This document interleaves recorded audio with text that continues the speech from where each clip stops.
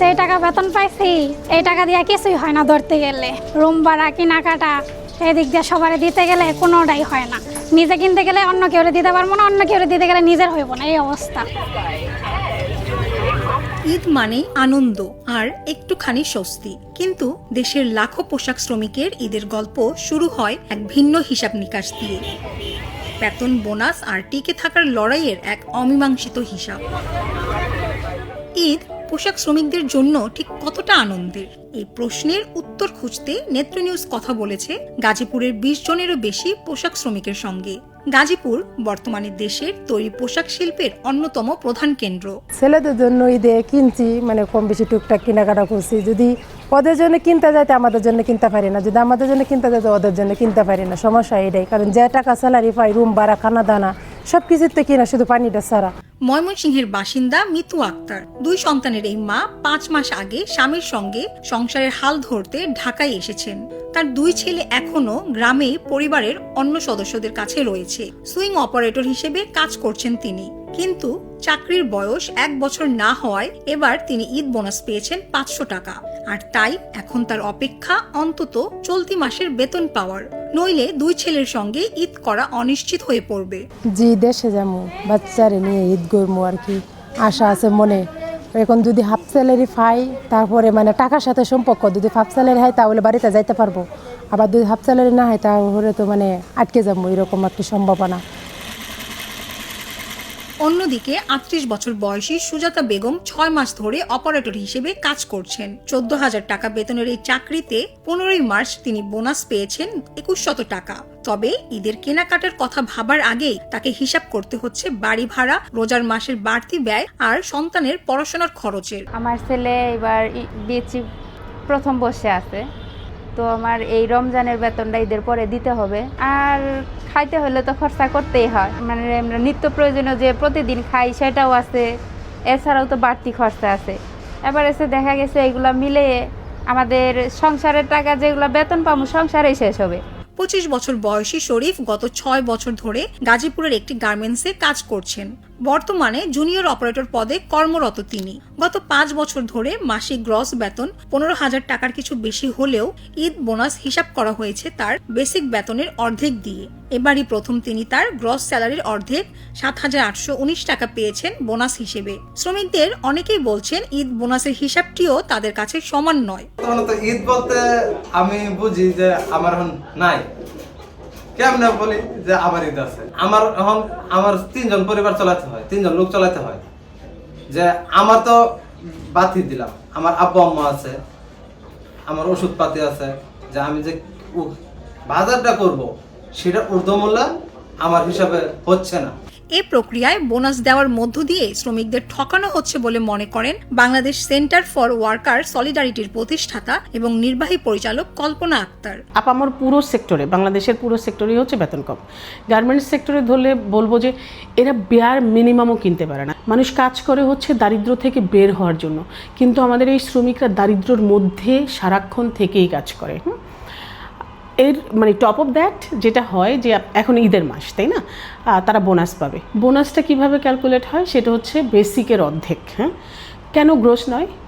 অবশ্যই হচ্ছে এটা শ্রমিককে ঠকানো। ঈদ বোনাস নিয়ে কোনো নির্দিষ্ট নীতিমালা আছে কিনা এমন প্রশ্নে কলকারখানা ও প্রতিষ্ঠান পরিদর্শন অধিদপ্তরের উপমহাপরিদর্শক সোমা রায় জানান, এই বিষয়ে তাদের কোনো আলাদা গাইডলাইন নেই। আরও একজন গার্মেন্টস কর্মী রোজিনা খাতুন প্রায় 35 বছর আগে মাত্র 500 টাকা বেতনে তার কর্মজীবন শুরু হয়েছিল। পরিবারের বড় মেয়ে হিসেবে অল্প বয়সে সংসারের দায়িত্ব নিতে হয়েছিল তাকে। কষ্টের জীবন আমার জীবনে আর সুখ নাই। 3টা ভাই বোন আমি পারলাম গার্মেন্টসে চাকরি করে, অনেক কষ্ট করে আমার ভাই বোন আমি পারলাম, লাললাম, বিয়ে শাদী দিলাম। আমি এখন চাকরি করি, আমার স্বামীর বাড়ি কোনো অর্থ সম্পদ নাই, আমি যা কামাই করি তাই খাই। বর্তমানে 2 সন্তানের মা রোজিনা প্রথম সন্তানের জন্মের সময় শারীরিক সমস্যার কারণে এখন আর সাধারণ কারখানায় কাজ করতে পারেন না, তাই তাকে কাজ করতে হচ্ছে সাব কন্ট্রাক্ট কারখানায়, যেখানে বেতন প্রায় 14,500 টাকা। দীর্ঘ কর্মজীবনের পরও ঈদের সময় তার জীবনে নেই কোনো নিশ্চয়তা। শুধু ফেব্রুয়ারির বেতনের টাকাটা পাবো আমি, কোনো বোনাস পাবো না, কোনো ছুটির টাকা পাবো না। ফেব্রুয়ারির বেতনের টাকাটা পাইয়া আমি যে মানুষের কাছ থেকে ধার করছি সেই টাকাটা আমার দিয়ে দিতে হবে। অন্যজন যখন একজনে ফুলাফানের লেগে মার্কেট করতেছে, আমার ভাগ্যে তা হবে না। সাব কন্ট্রাক্ট কারখানার শ্রমিকদের এই অনিশ্চয়তা নিয়ে জানতে চাইলে বাংলাদেশ পোশাক প্রস্তুতকারক ও রপ্তানিকারক সমিতি বিজিএমইএ সভাপতি মাহমুদ হাসান খান বাবু বলেন, এসব কারখানা সরাসরি তাদের সদস্যভুক্ত নয়, তাই এদের মনিটরিং করা সরকারের সংশ্লিষ্ট দপ্তরের দায়িত্ব। এখানে বিষয়টা হচ্ছে কি, আমাদের দায়িত্ব হলো আমাদের মেম্বার নিয়ে কাজ করা। আমাদের মেম্বাররা যেখানে সাব কন্ট্রাক্টিং দেন, সমস্যা হচ্ছে যে প্রতি মাসেই সাব কন্ট্রাক্টিং দেওয়া সম্ভব হয় না। কখনো কাজ থাকলে সাব কন্ট্রাক্টিং করানো লাগে, কখনো করানো লাগে না। এটা হচ্ছে যে গভর্নমেন্টের যে কারখানা অধিদপ্তর, ওনাদের দায়িত্ব এটা মনিটর করা।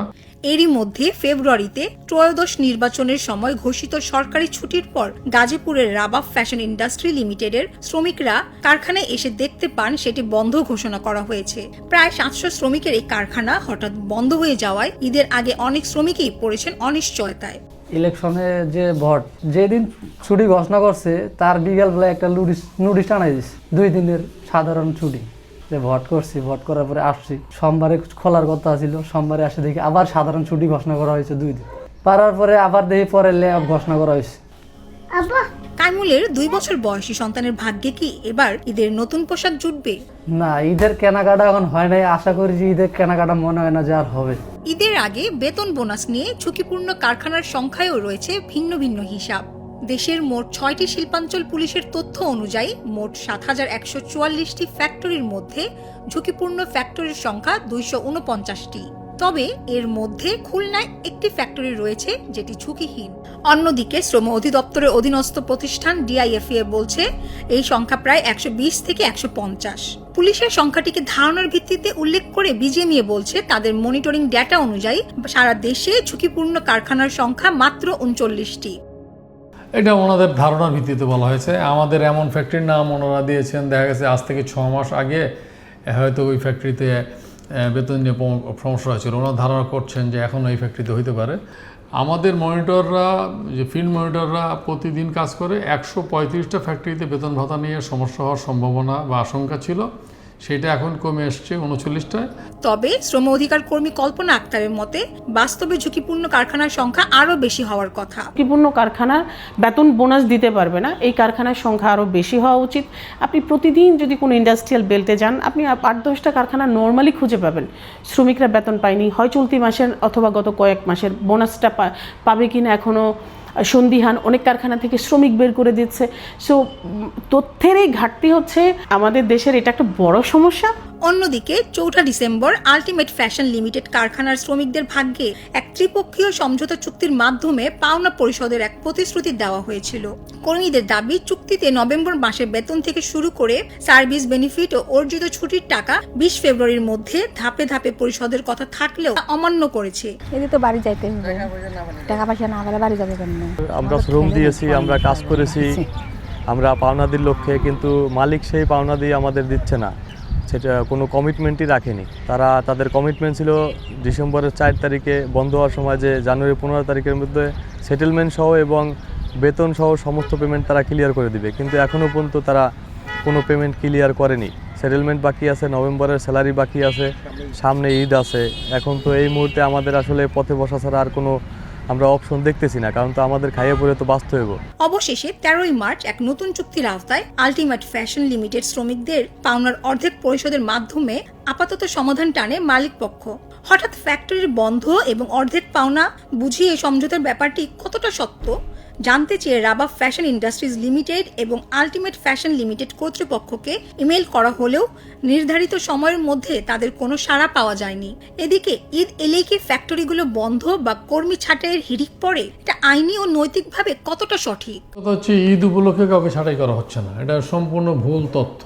নির্দিষ্ট কোনো ফ্যাক্টরি যদি সমস্যা থাকে তাহলে ওই নির্দিষ্ট ফ্যাক্টরি ব্যাপারে অভিযোগ করতে হবে। তারা যদি আমাদের মেম্বার হয় তাহলে আমরা সে ব্যাপারে ব্যবস্থা নেব যেন আইনগতভাবে শ্রমিক তার আইনত প্রাপ্য মজুরি, বোনাস, ভাতা সেগুলো পায়। ঈদের সময় আমরা দেখি, কারণ ঈদের মধ্যে হচ্ছে সবাই রাষ্ট্র তাদের বাড়িতে, তাই না? সাধারণ জনগণ ঢাকা ছাড়তে চায়, তখন এই শ্রমিকরা রাস্তা বন্ধ করে দেয়, তখন বিষয়টা ভিজিবল হয়, যার জন্য হচ্ছে আমরা দেখি। কিন্তু এটা একটা চলমান সমস্যা। শ্রমিকরা কি কখনো এমন একটি পরিবেশে কাজ করতে পারবেন যেখানে তাদের পাওনা আদায়ের জন্য রাস্তায় নামতে হবে না? এই প্রশ্নের উত্তরে কল্পনা আক্তার বলছেন, সমাধান একটাই, আইনের সঠিক প্রয়োগ।